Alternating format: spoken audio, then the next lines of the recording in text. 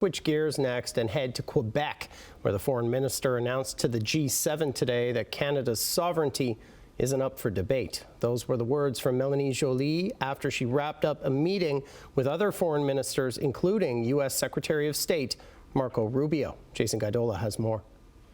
What I said to the Secretary is Canada's sovereignty is not up to debate, period. Canada's Foreign Minister Melanie Joy says that is what she told U.S. Secretary of State Marco Rubio while hosting a summit on trade and global security.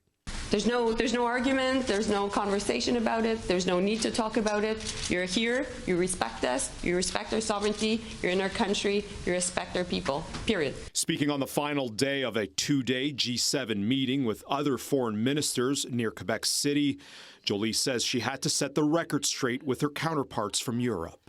Many of my colleagues coming here thought that this issue was still a joke. And that, this had to be taken in a humorous way. But I've said to them, this is not a joke. Joly had pointed out that the U.S. is trying to drain investment from Canada and make it easier to take over the country. The Canadian government has made their position, how they feel about it, clear.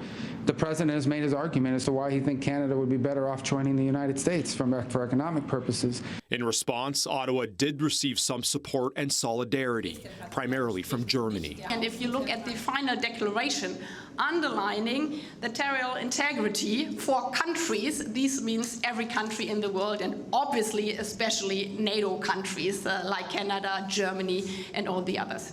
Despite it being a hot topic at the G7, annexation wasn't a focal discussion during talks.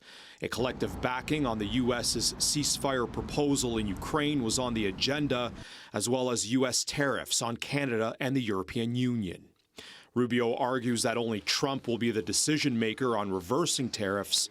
Joly responds that Ottawa intends to exert maximum economic pressure and seek new relationships within Canada and beyond. And what I'm doing here with my colleagues is Canada wants to foster new partnerships in the world.